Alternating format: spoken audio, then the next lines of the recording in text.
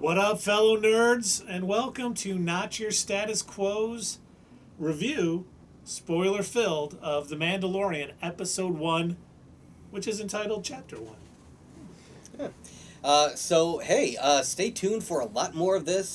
There is a lot to watch on Disney+, so make sure you subscribe, and make sure that you hit that bell to be notified of all of our other videos. And tell your friends, and leave comments below if you have anything you want to talk to us about. And give us a like. Yeah, did we say that? I thought we said that. Did we say it? We're going to say it again. Please like us. Please. But bounty hunting is a complicated profession. 5 years after Return of the Jedi, we have an unnamed Mandalorian who's working as a bounty hunter. He returns from a job which I really liked, his first job at Horatio Sands' character. Added a little comedic effect to it. Yeah. I liked. And we knew from our breakdown of the Mandalorian trailer that we'd see one instance of something from the Star Wars Christmas special. We got a second in this scene. Not only did we see the gun that Boba Fett was using in the Christmas special, but Horatio Sands' character mentions Life Day. So that was kind of an added bonus. Very nice. So I really like the way that they set this up. So Horatio Sands' character, this kind of blue fish monster alien guy, who really needs to evacuate himself. As he mentions multiple times. I'm molting. Yeah, he's molting. It's great. Great comedic setup. I love it. It definitely kind of lifts away some of the tension and everything. But I love how they get him to reveal information about our main character, the Mandalorian, by just him trying to have general conversation with somebody who is clearly not interested in talking with him. So it was kind of neat. It was a good way to sort of dump some plot elements without you really noticing it wasn't too heavy-handed. I liked it. And I love the fact that the Mandalorian, unless he needs to speak, he doesn't. Oh, yeah. He's all business. Absolutely. Very professional. And, going to the overall aesthetic of the show, not just this part, the dialogue is so much better.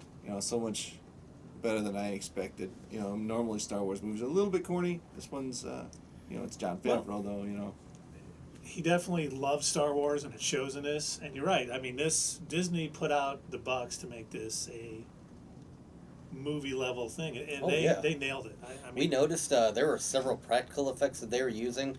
They did not use as much CGI. It was definitely it was good. You could see a lot of the Muppets, the puppeteering work that was in there. Unfortunately, one of the puppets was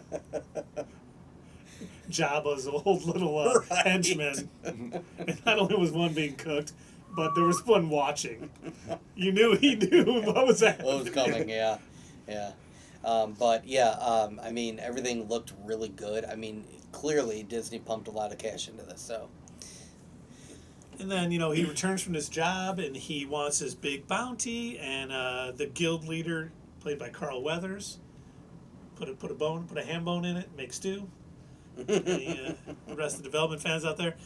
He plays Grief Karga, who is this, guild leader, and he wants his big bounty, and he goes, well, we kind of have a different one. There's no puck for this.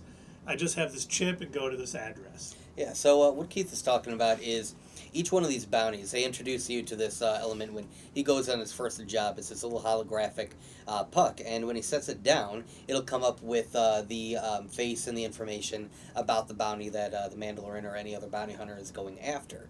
And so this seems to be a very common practice among the bounty hunters, as well as another item that we noticed seems to have spread and become the norm for bounty hunters, and that is what was done to Han Solo when he was brought to Jabba, the carbonite freezing. So we noticed that our Mandalorian friend, he has several of his bounties loaded up on his ship, and what's kind of cool is he's got a little portable freezer. I believe last time we saw it being done, it took up like an entire room to make it happen. So clearly they have made it much easier for traveling purposes. It's almost like a Keurig coffee maker for. Actually, it's more than 5 years. It was the Empire Strikes Back. Right. My bad. Sorry. We the Mandalorian shows up at this address, and we find Werner Herzog's the client there, but he's with Stormtroopers. Mm-hmm. Now, we know this is after the fall of the Empire. Doug made a good point while we were watching it. Is he part of the Empire? Did he just hire Stormtroopers because they had nothing else to do at this point? They're probably out of work.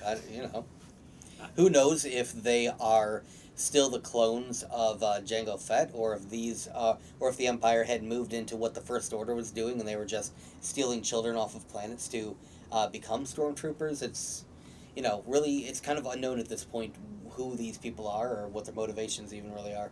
Yeah, and we see a doctor who comes out after we find out. The only information they have is this bounty is 50 years old, and we know its last known location. And this doctor, it's like Pershing or Doctor something of that nature, comes out and he really wants this bounty alive. They don't really get into it. But we do know that the Empire had sort of planet sort of governors, we'll say. I think that's the term they use for it. So we know that there's going to be a Moff in this. Yeah, that was what I was actually just going to say, yeah. So we don't know if they're working for him. We really are giving so little information about who these people are, but we see the Stormtroopers. They did a great job of introducing lots of little mysteries without a lot of answers, but great episode. It'll keep you watching. Oh, absolutely, yeah. And as part of payment for this, he gets half of it up front, and it's some metal for the Mandalorian armor. Right, yeah. So this seems to be a very important piece that the Mandalorians had lost in some of their previous wars. In fact, when he brings it back to, I assume, like his home base or something like that, the other individual that's there that we'll talk about in just a moment mentions that it had been taken in, what would you call it, the Purge? The Purge, the Great Purge, yes. The Great Purge, right. So it was basically bringing it back home to where it belonged. And she uses it to create a sort of armor piece for his shoulder, so it looks like his armor isn't quite finished, and as he's getting this, he's building on. And then she says, have you revealed your signet yet? So we don't know one of two things. Either he has it, and he's part of a clan, and he's just not revealing who he is, because perhaps with the fall of the Empire, they're going to go back and try to take Mandalore back. Could very well be, yeah. Maybe starting a new clan, because we did see the mythosaur, that sort of skull that you saw on Boba Fett in the movies above the door when he walked in. So it could be a clan back from Mandalore, the past that they're trying to bring back together, but there's still certain protocols you have to do to get it. Or they're already a part of it, and they're just not revealing themselves as this clan yet to the rest of the world. Another little mystery that'll probably be answered, if not later this season, probably somewhere down the line. We do know they're starting shooting on season 2 of this. Then he takes off to go get this bounty. He lands on this sort of desert planet. There seems to be a lot of these desert planets. And what I've noticed, at least in this episode, I don't know if this is going to continue throughout this series, but they are not telling you what any of the names of the planets are. Every time he approaches one, it doesn't bring up any coordinates, doesn't bring up the name of the planet, doesn't tell you like where they are or what's going on. Nobody seems to mention any of the names of them either. So the planet that he had left from, I had mentioned to the guys that it sort of looks like Tatooine. There are some creatures that were reminiscent of Tatooine, but I don't know if they had been simply imported or if, we're not entirely sure yet. Yeah, species were all over the place. And we do know this is the Outer Rim, kind of further away from Coruscant and the Central, where, the Empire's really had a firm grip on there. This is kind of out in the Outer Rim where they had governors and Moff that kind of ruled, but there was a lot of other stuff going on. He gets to this planet and he, is looking around, and once again, that Star Wars thing, he's looking through like binoculars and something kind of creeps up on him. This time it's not a Tusken Raider, but a blurg, sort of a two-legged creature. And looks like something. Yes. On 2 legs. Watch the show, you'll see. You'll know what I mean. Put it in the comments what you think it looks like. But we see an Ugnaught named Cully, who wants to help him, and we find out he wants to help him because people have come to this planet for peace, And with these criminals and mercenaries there, no one's finding peace. There's too much people coming in and out. So he teaches them to ride a blurred, because that's the only way you can get to this base. Now, what's kind of cool is he seems to know quite a bit about the Mandalorians. He mentions quite a few times that your ancestors did this, or I've read a lot about your ancestors and they did that, and it's so obviously there is enough information going around about the Mandalorians that they're kind of looked upon as like maybe this great former clan or these great warriors or something like that. And he even mentions at one point, yes, Mandalorians are supposed to be efficient, and I know you'll take care of this. Yes. Well, he has spoken. He has spoken. Yeah, and you know And what? then tell us who spoke, Dave. He never heard him. He never mentioned that he heard him. The guy probably rode off thinking, I don't know what's going on back there. He doesn't know proper etiquette. I'm over here speaking. I can't even tell if this guy's hearing me the whole time. And then, as he reaches the hideout, we are graced with IG-11, another a bounty droid. droid.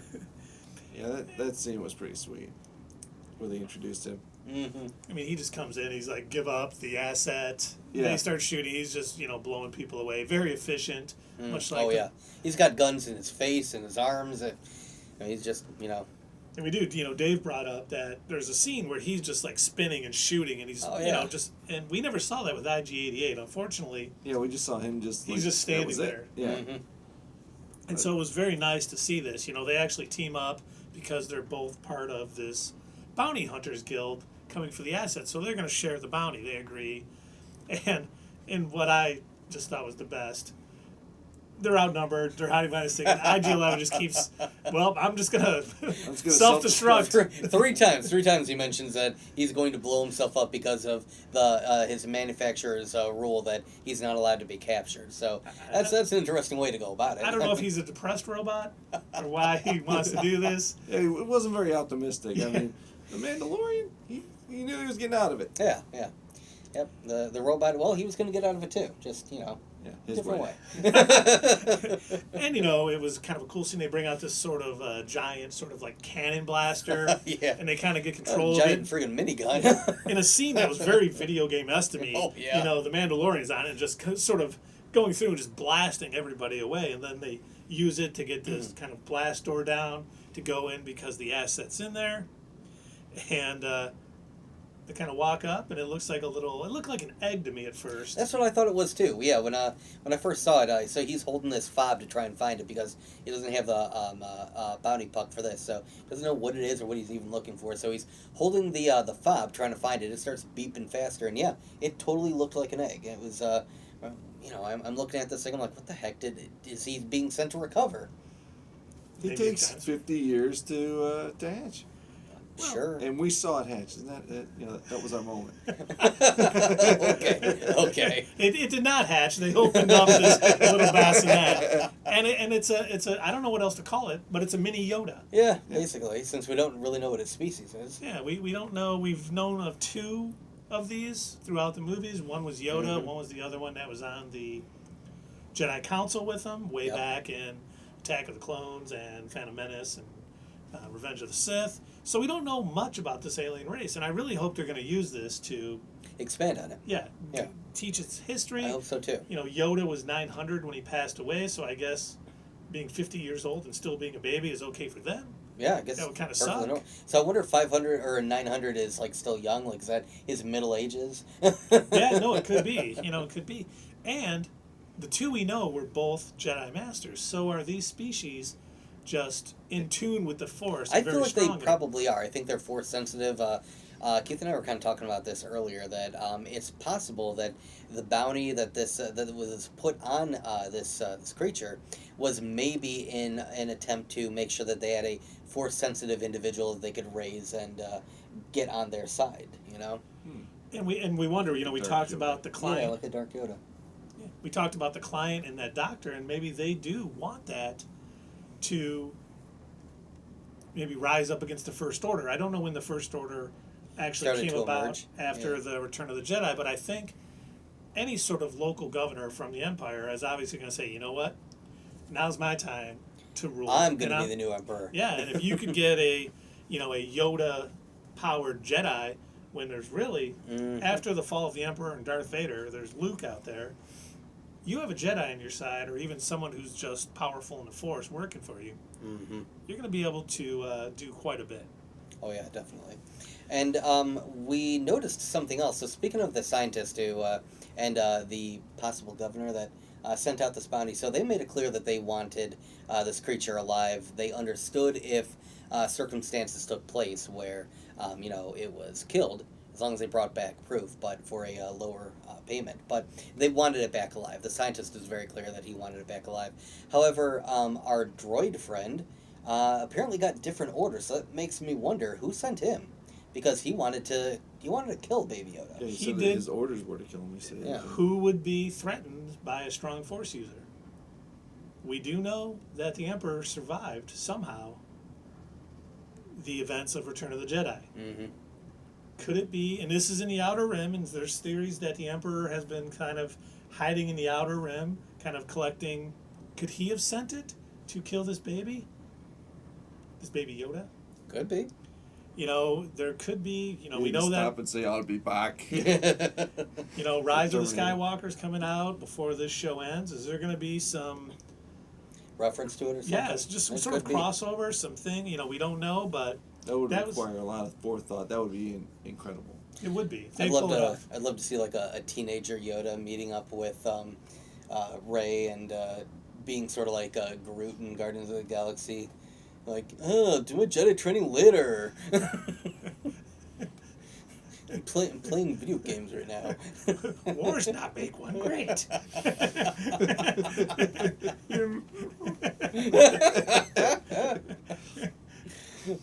But yeah, so in order to protect Baby Yoda and apparently phone home with him. Yeah, they did touch fingers. They did do the Right. ET thing there.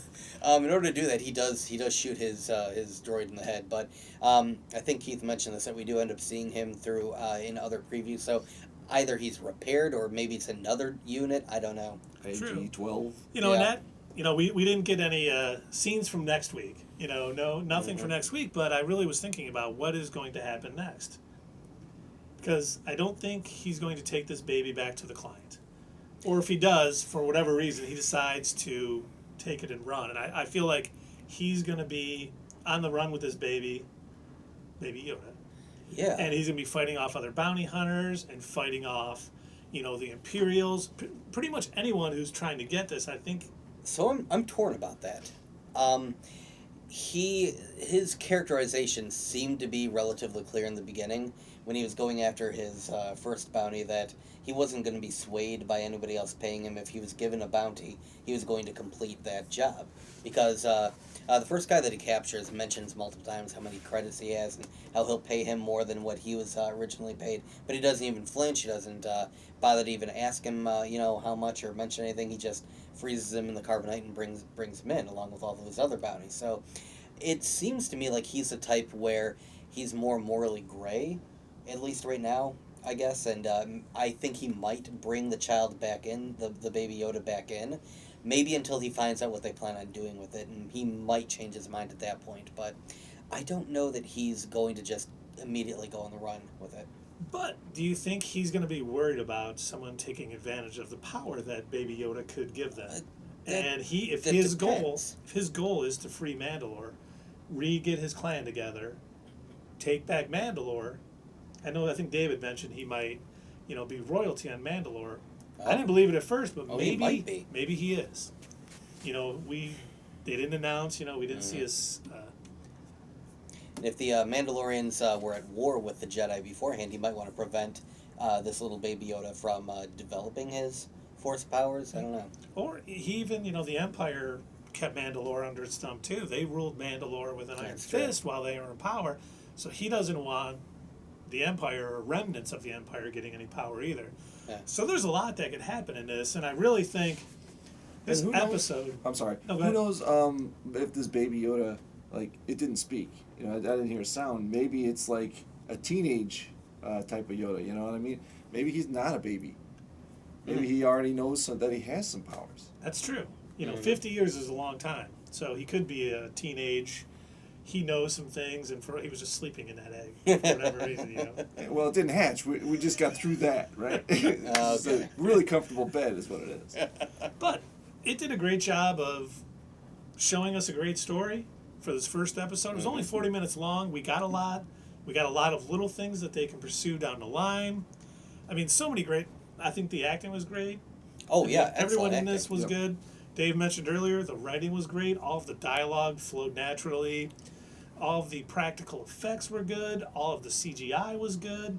I mean, this just pretty much nailed everything you could possibly want. I honestly was, when I got done watching this, I'm like, this is the best Star Wars content we've probably gotten in 30 years. Definitely, yeah. It was excellent, especially for it just being a streaming TV show. Yeah. Yeah. Speaking of great actors, Dave, you noticed this in the show. Who was the voice actor who had spoken? That was Nick Nolte. Yeah, that was pretty cool. Like we were sitting there trying to figure out, okay, who is this person? Dave points out that's Nick Nolte. Yeah, as soon as he said it, I'm like, right, oh God, yeah, that is it. Yeah. You're right. Yeah, and I don't even think he had to disguise his voice. That's just the way he talks. No, it was perfect. I loved it. It I've fit the character spoken. so much. I've spoken. It worked too. We have heard. We have Oh, good. heard. Oh, man. I've been waiting for somebody to say that. Acknowledgement. Oh, this is great. But what did you guys all think of episode 1? Did you like it as much as we did? And how excited are you for episode 2? And George Lucas, also, thank you for watching our channel. If you could, leave in the comments below some of the future alien names that you've come up with for us, so we know what to expect. Yeah. But next episode, the good news is episode 2 is coming out this Friday. Nice. You know, this dropped on Tuesday with the release of Disney Plus. We get an episode 2 3 days later, and then are going to be weekly until December 20th is a Friday, but Rise of the Skywalker's coming out, so that episode will be releasing on December 18th, that Wednesday. But we are going to be here talking about every episode. So join us, let us know what you think, and we will talk to you guys soon.